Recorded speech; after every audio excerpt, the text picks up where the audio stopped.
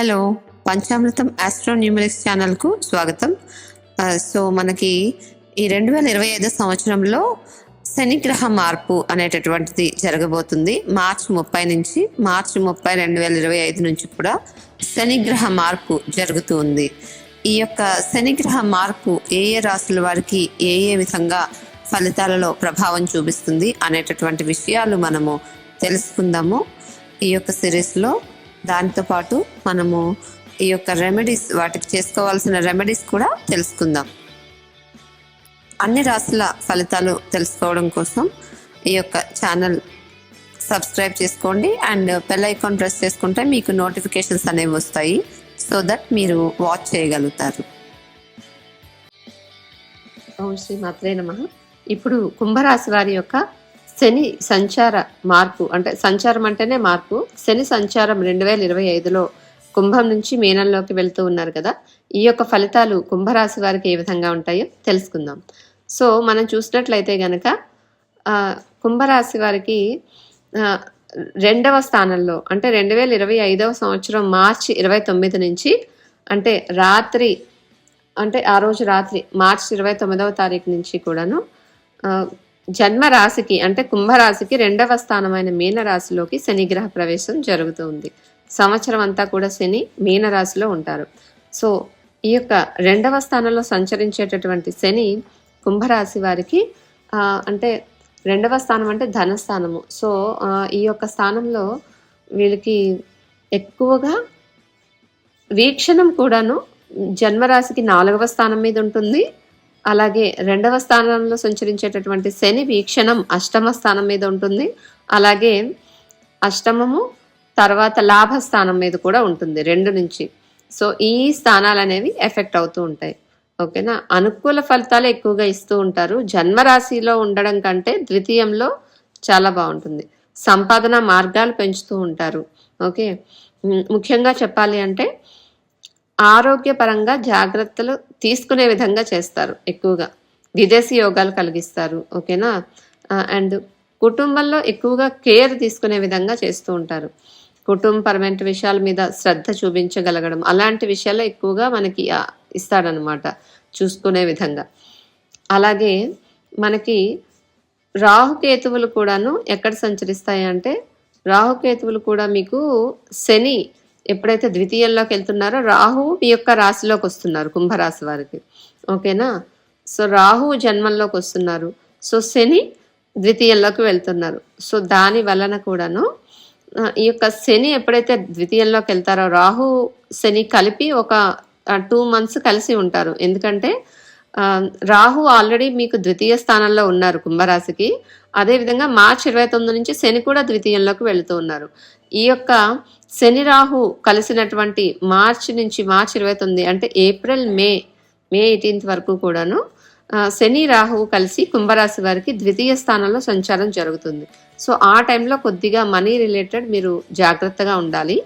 అంటే ఆ టైంలో ఎక్కువగా ఏవైనా కొత్త ప్రాజెక్ట్స్ మీ సంతకాలు పెట్టకపోవడం, ఏదైనా సంతకాలు మనీ రిలేటెడ్ చేసేటప్పుడు, లేదా కుటుంబానికి సంబంధించి ఏదైనా కొత్తగా స్టార్ట్ చేసేటప్పుడు, అలాంటి వాటిలో చాలా జాగ్రత్తగా ఉండాలి. ఓకేనా. ఎందుకంటే శని రాహు 2 పాపగ్రహాలు, అవి కలిసి ద్వితీయమైన ధనస్థానము కుటుంబ స్థానము అనేటువంటి ద్వితీయంలోకి వెళ్తూ ఉన్నాయి. కాబట్టి మీరు ఆ యొక్క రిలేటెడ్ విషయాల్లో జాగ్రత్తగా ఆ 2 నెలల్లో ఉండాలి. అండ్ శని రాహువులకి దోష నివారణ కూడా చేసుకోవాలన్నమాట. ఓకేనా. అండ్ వీళ్ళకి కుంభరాశికి ఏంటంటే, వీళ్ళకి ద్వితీయంలో శని మారుతూ ఉన్నారు. ఎప్పటి వరకు జన్మంలో ఉంటారు అంటే, వీరికి మార్చి 28 వరకు కూడా జన్మరాశిలోనే ఉంటున్నారు. సో ఇప్పుడు ఎలాంటి ఫలితాలు మీకు ఏలినాటి శని పీక్ స్టేజ్, అంటే 2nd స్టేజ్ ఫలితాలు ఇస్తున్నారో అదే ఫలితాలు మీకు ఈ యొక్క మార్చి 28 వరకు ఉంటాయి.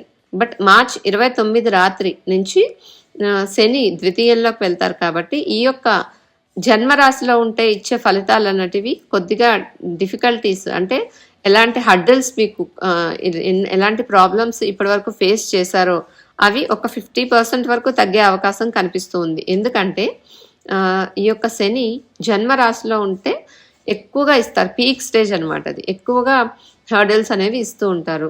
సో అవి కొంచెం తగ్గుతాయి. బట్ ఏలినాటి శని కంప్లీట్గా పోవట్లేదు కాబట్టి మీరు ఇంకా ఏలినాటి శని అంటే శని దోషానికి ఎటువంటి మీరు చేస్తారో రెమెడీస్ అవి చేసుకుంటూనే ఉండాలి. ద్వితీయంలో కాబట్టి ఎక్కువగా ఇప్పుడున్న వాటికంటే కొంచెం ప్రాబ్లమ్స్ అనేవి చేంజ్ అవుతాయి అన్నమాట, కొంచెం తగ్గుతాయి. అలాగే మనీ రిలేటెడ్ ఎక్కువగా చూపిస్తుంది, హెల్త్ రిలేటెడ్ కొద్దిగా చూసుకోవాలి అంతే. ఓకేనా. అండ్ రాహు మీకు లగ్నంలోకి అంటే మీ రాశిలోకి వస్తారు, అది వేరే మళ్ళీ ఇంకో వీడియోలో చెప్పుకుందాం. ఇప్పుడు మనం శనిగ్రహ సంచారం గురించి మాత్రమే చెప్పుకుంటున్నాం కాబట్టి ఫలితాలు అనేవి ఈ విధంగా ఉంటాయి. సో ఎప్పుడైనా ఎవరికైనా గ్రహ గోచార ఫలితాలు చూసేటప్పుడు ఎలా చూడాలి అంటే అవి వాళ్ళకి మామూలుగా ఆ గ్రహానికి రిలేటెడ్ చెప్తున్నాం మనం కదా, వేరే గ్రహము ఇచ్చే రిజల్ట్ వేరేలా ఉంటుంది. అవన్నీ కంబైన్డ్గా చూసుకోవాలన్నమాట, ఒక్కటే తీసుకోకూడదు. శని దోష నివారణ పరిహారాలు. శని దోషం ఉన్నవారు ఎవరైనా అంటే అర్ధాష్టమ శని, అష్టమ శని, ఏల్నాటి శని, కంటక శని ఇవి ఉన్నవారు శివుడిని హనుమంతుడిని పూజించాలి. శని దోషాల నుండి విముక్తి పొందడానికి శనివారం రోజు ఈ యొక్క శివుని ఆలయానికి మరియు హనుమంతుని ఆలయానికి వెళ్ళి దర్శనం చేసుకోవాలి. శని యంత్రంతో పూజ చేస్తే శని భగవానుడి దుష్ప్రభావాల నుంచి తప్పించుకునే అవకాశాలు ఉంటాయి. శనివారం ఉదయం ఉపవాసం ఉండి శని భగవంతుని ఆలయానికి వెళ్ళి నేతితో దీపం వెలిగించడం వల్ల కూడా పుణ్యఫలం లభిస్తుంది. అలాగే ఆవు నెయ్యి కాకుండా వేరే నెయ్యి అంటే గేదె నెయ్యితో ఎక్కువగా దీపం వెలిగించాలి. అలాగే ఈ యొక్క నువ్వుల నూనెతో దీపం అనేది ప్రత్యేకత. శని భగవానుడికి నువ్వుల నూనె అనేది ప్రీతికరం. నువ్వుల నూనెతో దీపాన్ని వెలిగించాలి. లింగ స్వరూపి అయిన శివునికి పరిశుభ్రమైన ఆవు పాలతో అభిషేకము, బిల్వార్చన మొదలైనవి చేసుకోవాలి. శనిదేవునికి శనివార దానం చాలా ప్రీతికరమైనది. లేని వారికి, చేతకాని వారికి, ఇలాంటి వాళ్ళకి అంటే ఎవరైతే అవసరంలో ఉంటారో వాళ్ళకి ఈ యొక్క ఏవైనా డొనేషన్ చేయడము అలాంటివి మంచిది. అంటే ఏదైనా నలుపు రంగు వస్త్రాలు కావచ్చు, ఏదైనా బంగారము, మనకి ఏది వీలైతే అది దానం చేయడం అనేది చెప్పదగినటువంటి సూచన. ఇతరుల ఆకలిని తీర్చడం కూడా చాలా మంచిది. శనిదేవుని పూర్తి అనుగ్రహం లభిస్తుంది. ఏ పని చేసినా నిజాయితీగా చేస్తే శనికి చాలా ఇష్టము కాబట్టి ఈ రకంగా చేసుకోవాలి. శనివారం తెల్లవారుజామునే నిద్రలేచి నూనెతో తలస్నానం చేసి భక్తి శ్రద్ధలతో శని యొక్క మంత్రాన్ని పఠించిన వారికి శనీశ్వరుడు కీడు చేయరు. అన్ని రకాల బాధల నుండి విముక్తి పొందగలుగుతారు.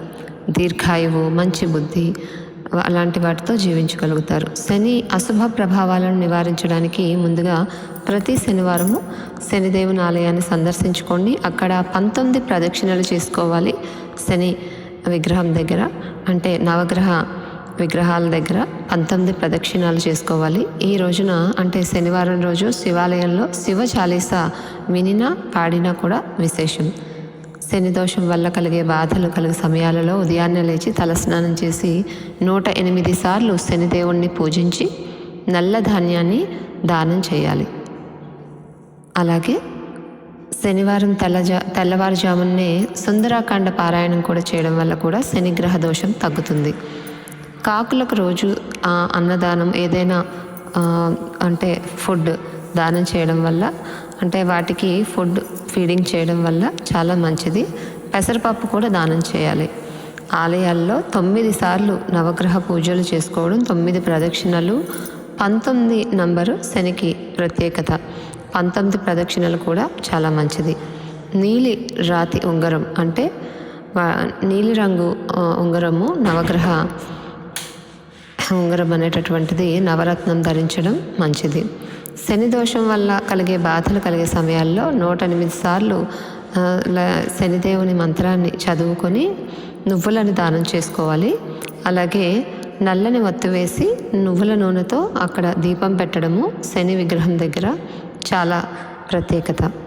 ఈ విధంగా చేసుకోవటం వల్ల శనిగ్రహం యొక్క దుష్ప్రభావాలు అంటే శని మనకి ఎవరికైతే అర్ధాష్టమ, అష్టమ, ఏల్నాటి శని అంటే 12వ స్థానము, 1వ జన్మ రాశిలోను, ద్వితీయ స్థానంలోను ఉన్న శని ఎక్కువగా దుష్ప్రభావాలు ఇచ్చే ప్లేసెస్ కాబట్టి అటువంటి సమయాల్లో ఎక్కువగా ఈ యొక్క దోష నివారణ చేసుకోవడం చాలా మంచిది.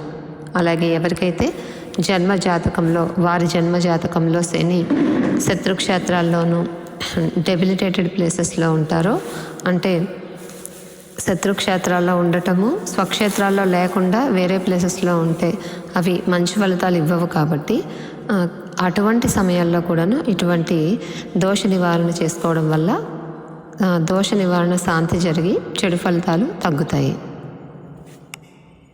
ఈ యొక్క శని మంత్రాన్ని ఒకసారి మీకు చదివి వినిపిస్తాను. ఈ మంత్రాన్ని మీరు ప్రతిరోజు లేదా ప్రతి శనివారము 19 సార్లు లేదా 9 సార్లు పఠించుకోండి.